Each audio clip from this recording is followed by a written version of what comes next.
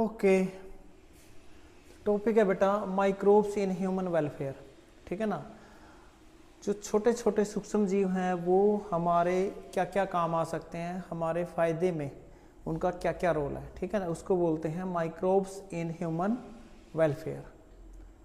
तो यहाँ पर जो सूक्ष्म जीव हैं, माइक्रो ऑर्गेनिजम्स हैं, उनके बारे में हम पढ़ेंगे।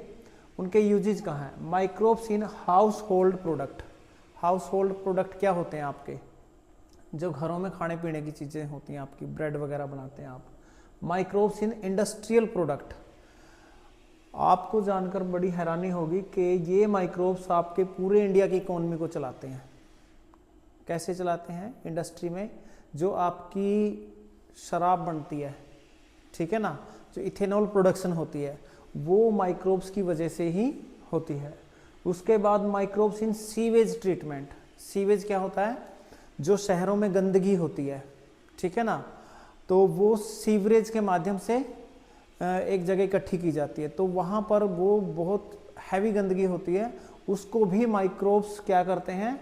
नष्ट करते हैं। ठीक है ना। Microbes in biogas production. जो बायोगैस बनती है उसके अंदर भी माइक्रो ऑर्गेनिजम्स का इस्तेमाल होते हैं। Microbes as bio control agents. Bio control agents का क्या मतलब है? इसका मतलब है कि कई सारे माइक्रो ऑर्गेनिजम्स दूसरे माइक्रो ऑर्गेनिजम्स को खा जाते हैं। तो ह्यूमन बींग्स बड़े चालाक हैं, वो क्या करते हैं? पेस्टिसाइड और केमिकल्स जो हैं सब्जियों में डालने की बजाय या फसलों में डालने की बजाय दूसरे बायोलॉजिकल एजेंट्स का इस्तेमाल करते हैं। तो वो क्या करते हैं? दूसरे जो आपके माइक्रो ऑर्गेनिज्म हैं उनको खा खू जाते हैं और वो बायो कंट्रोल करते हैं। माइक्रोब्स एज बायो फर्टिलाइजर, जैसे नाइट्रोजन फिक्सेशन वगैरह होता है, उसके अंदर भी माइक्रो ऑर्गेनिजम्स का काफ़ी अहम रोल होता है। ठीक है। आज के टॉपिक में हम कोशिश करेंगे house hold product, industrial product और माइक्रोब्स इन सीवेज ट्रीटमेंट, ये 3 टॉपिक हम आज कवर करें। ओके, आगे बढ़ें। तो अभी हमारा है वेरियस माइक्रोब्स। ये एनसीईआरटी में आपके डायग्राम्स दिए गए हैं। एनसीईआरटी में जो शुरू में डायग्राम्स दिए गए हैं, तो ये एक्चुअल पिक्चर्स हैं। ठीक है। माइक्रोब्स की रोड शेप है आपके, ये स्फेरिकल कोकस जिसको बोलते हैं, कोकाई बोलते हैं। ये यहाँ पर फ्लैजेला लगे हुए हैं। ठीक है। तो पूरी बॉडी के ऊपर अगर फ्लैजेला हो तो ऐसी कंडीशन को हम क्या बोलते हैं? पेरिट्राइकस। क्या बोलते हैं? पेरिट्राइकस। तो यहाँ कुछ और बैक्टीरियोफेज। बैक्टीरियोफेज का मतलब क्या है? वायरस है जो बैक्टीरिया के ऊपर अटैक करता है। ठीक है। एडिनो वायरस रेस्पिरेटरी इन्फेक्शंस करता है। ये road shaped tobacco mosaic virus है आपका। ये एक्चुअल स्ट्रक्चर्स हैं इनकी। यहाँ पर कॉलोनी ग्रो कर रही है पेट्री डिश के अंदर। ठीक है। जो आपकी एंटीबायोटिक्स पहली बनी थी पेनिसिलिन, अलेक्जेंडर फ्लेमिंग ने वो पेट्री डिश पर ही ग्रो करवाई थी। यहाँ fungal colony growing in the petri dish. Okay.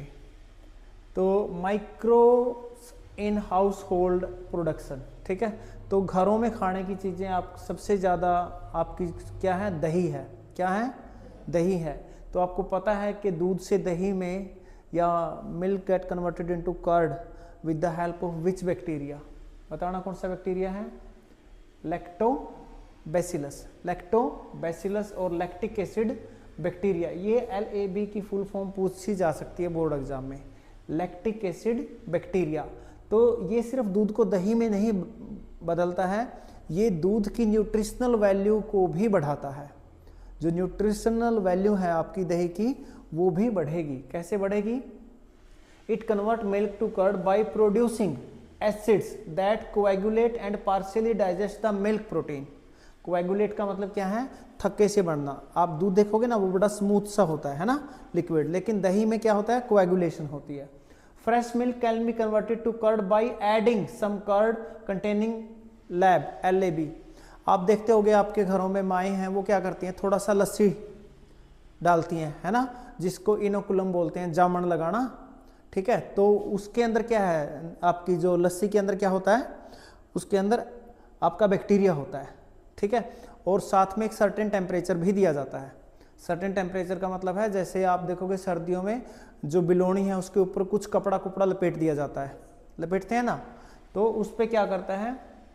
It also increase the vitamin B12। ये है इंपॉर्टेंट चीज कि ये विटामिन B12 को क्या करता है, इंक्रीज करता है। In stomach LAB helps to check the pathogen. Stomach के अंदर LAB क्या करता है, LAB यानी कि लैक्टिक एसिड बैक्टीरिया क्या करता है, अगर कोई पैथोजन खाने के साथ आ गया है, ठीक है ना, जैसा अभी नेहा ने कल क्या खाए, गोलगप्पे खाए, ठीक है ना, बिना ग्लव्स वाले से, तो पैथोजन गए होंगे, तो ये आप अगर वो दही खाएगी तो उसका फायदा होगा। ओके, अब ये आ गया भाई आपका बैक्टीरियल फर्मेंटेशन, एनारोबिक रेस्पिरेशन। इसमें क्या होता है, in dough it use to make food such as dosa and idli. ये आपका जो गुंथा हुआ आटा होता है उसको बोलते हैं DOUGH। Puffed up, appearance of dough is due to the production of CO2 gas. ठीक है, जो ये फुला फुला लगता है वो किसकी वजह से होता है, CO2 की गैस की वजह से। यहाँ से इडली डोसे वगैरह हम बना सकते हैं। अब हम देखते हैं ईस्ट, बेकर्स ईस्ट, ये सैक्रोमाइसिस सेरिवाइसिस इसका नाम है। It is use to make bread by fermenting dough. जो आपका आटा, इसको ही फर्मेंट करने के बाद हम क्या बनाते हैं, मेक ब्रेड बाय फर्मेंटिंग, यानी कि दो प्रकार के ब्रेड बनते हैं आपके। जो आपके गांव में बिकता है वो होता है सामान्य ब्रेड, एक आता है ब्राउन ब्रेड।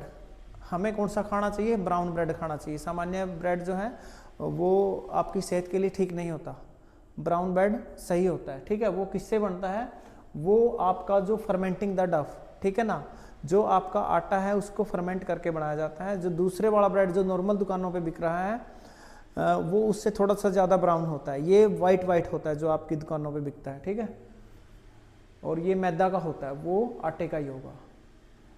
अब हम क्या देखते हैं, ये भी मतलब एक इम्पोर्टेंट है आपका, NCERT से उठाई गई है line. Toddy is made by fermenting sap from the palms. जो नारियल वगैरह के प्लांट्स होते हैं उससे निकाला जाता है टोडी। ठीक है, ये एक लोकल नाम है, लैंग्वेज, लोकल लैंग्वेज में फूड प्रोडक्ट है टोडी। ठीक है ना, ये देखो केरला जैसा आदमी है, यहाँ पर ये उसका सैप इकट्ठा कर रहा है, जूस वगैरह, उससे टोडी बनाते हैं। Microbes are used to ferment fish, soybean, bamboo shoot and to produce cheeses. Cheese का मतलब क्या है, इन सारी चीजों से भी क्या बनाया जा रहा है, पनीर बनाया जा रहा है। ये दो टाइप का बनेगा, कितने टाइप का, एक स्विस चीज और एक रॉकफोर्ट चीज।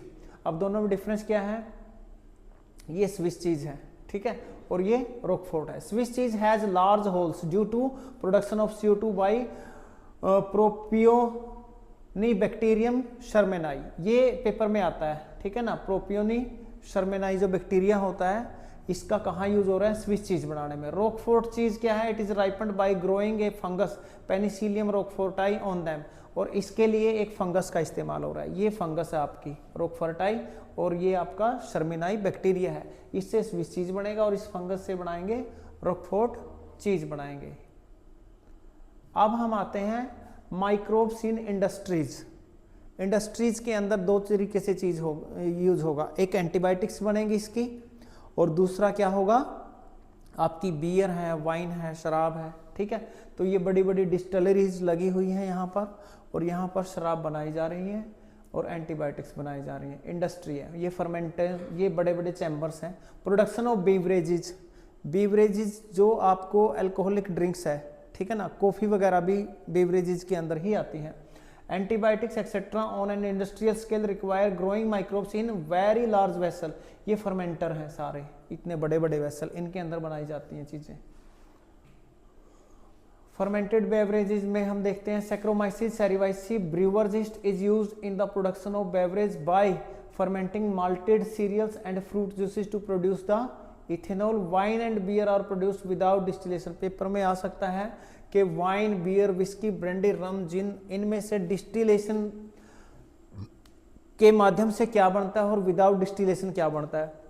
वाइन एंड बियर में विदाउट डिस्टिलेशन है, और यहाँ पर क्या है, बाकी में डिस्टिलेशन जरूरी है। ठीक है, अगला हमारा कंसेप्ट आता है दवाइयों का। ये सारी की सारी चीजें भी हमारी माइक्रोब से ही बन रही हैं। Antibiotics are chemical substances produced by some microbes and can kill or retard the growth of the pathogen. फिर से समझो, एंटीबायोटिक्स का मतलब क्या है, एंटी का मतलब है अगेंस्ट, और बायोटिक्स का मतलब है लाइफ, जो लाइफ के अगेंस्ट हो, but they are not against us, but they are against for the micro organisms which are harmful for us, ठीक है ना। तो antibiotics are chemical substances produced by some microbes, ये कुछ दूसरे सूक्ष्म जीवों से बनाते हैं, एंड कैन किल, और ये किल कर सकते हैं, और retard the growth of pathogen. वो पैथोजन होता ही क्या है, जो बीमारी फैलाता है, ठीक है ना, उसकी ग्रोथ को रिटार्ड कर देंगे या खत्म कर देंगे। कहाँ कहाँ यूज करते हैं, प्लेग में, हुपिंग कफ में, डिप्थीरिया एंड लेप्रोसी, इन सब में इनका इस्तेमाल होता है। अब यहाँ पर पेनिसिलिन क्या है, first antibiotic discovered by Alexander Fleming. He observed that Staphylococci could not grow around the mold Penicillium notatum growing in unwashed culture plates. He extracted penicillin from it. इसने क्या किया, ये एक साइंटिस्ट था तो अपना काम कर रहा था, ठीक है ना। इसने काम करते करते लैब की सफाई नहीं की, पेट्री डिसीज इसकी ऐसे ही पड़ी रही। तो इसने देखा कि कुछ पेट्री डिसीज ऐसी थी जहाँ पर जो आपका फंजाई थी वो ग्रो कर रही थी, लेकिन एक जगह पर क्या था, ग्रो नहीं कर रही थी। हेलो, हाँ जी सर, क्लास में हूँ सर, ज़्यादा ज़रूरी ना हो तो बाद में करता। ओके, हाँ भाई। He observe that staphylococci could not grow around the mould, ये जो फंजाई जहाँ पर लगी हुई थी पेट्री डिश में, वहाँ पर ये चीज़ ग्रो नहीं की। तब इसको पता लगा कि इसका मतलब जहां पर ये होगी वहां पर ये चीज नहीं होगी। Growing in unwashed culture plates, he extracted penicillin from, तो यहां से इसने क्या किया, पेनिसिलिन को एक्सट्रैक्ट किया। ये एक ऐसी डिस्कवरी है जिसको हम बोलते हैं डिस्कवरी बाय चांस, और साइंटिफिक टर्म यूज करते हैं सेरेंडिपिटी। क्या यूज करते हैं, सेरेंडिपिटी, यानी कि ये खोज तो कुछ और रहा था और खोज इसने कुछ और लिया, ठीक है। इसके लिए इसको नोबेल प्राइज भी मिला, क्योंकि बहुत काम आई थी आपकी जो पेनिसिलिन है। Ernest Chain and Howard Florey establish its full potential as an effective antibiotic.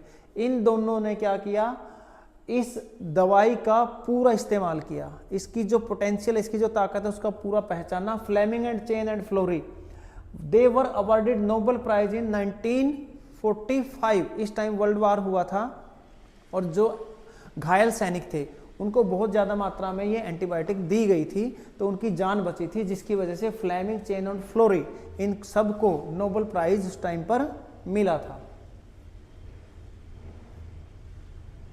यहाँ पर कुछ chemicals, enzymes and other bioactive molecules है। Organic acids, acid producer microbes includes.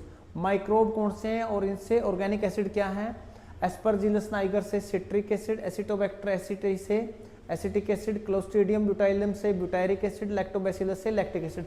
एक छोटा पैरा आपकी बुक में दिया गया है, इसमें से ये एक्सट्रैक्ट निकाला गया है, ठीक है। आपको भी जब पढ़ोगे इसको तो इसी वे में इस पैराग्राफ को पढ़ना है, ठीक है। सारा का सारा नहीं पढ़ना है, इसमें इस प्रकार से पॉइंट आउट करके निकालने हैं, ठीक है। इसमें जो दो चार चीज़ें और हैं, जैसे अल्कोहल है, इसके अंदर हम क्या करते हैं, ईस्ट आपकी saccharomyces cerevisiae is used to produce the ethanol. यानी कि किसका इस्तेमाल होता है, सैक्रोमाइसिस सेरिवाइसी, ये किसका नाम है, ईस्ट का नाम है, ठीक है।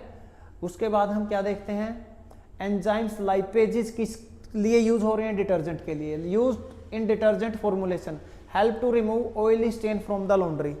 जो लाइपेज एंजाइम है वो कहाँ इस्तेमाल हो रहे हैं, वो इस्तेमाल होते हैं आपका डिटर्जेंट बनाने में। उसके बाद आपका पैक्टिनेज एंड प्रोटीएज, जो आप जूस देखते हैं मार्केट के अंदर, जैसे हम नॉर्मल घर में जूस निकालते हैं तो वो इतना क्लियर नहीं होता, लेकिन पैक्टिनेज और प्रोटीएज क्या करते हैं, ये क्लैरिफाई करते हैं जूस का को सुंदर दिखाते हैं। बेशक उसकी न्यूट्रिशनल वैल्यू ये कम कर देते हैं, लेकिन वो दिखने में अट्रैक्टिव होता है और लोग उसको बहुत ज़्यादा पैसे देके खर्च करके खरीदते हैं और पीते हैं, जबकि उसकी न्यूट्रिशनल वैल्यू क्या है, बहुत ज़्यादा नहीं है। जो हम घर में निकालते हैं वो इतना सुंदर नहीं दिखता, लेकिन उसकी न्यूट्रिशनल वैल्यू क्या होती है, ज़्यादा होती है। अब ये पेपर में आता है भाई, बहुत बार आया है, स्ट्रेप्टोकाइनेज।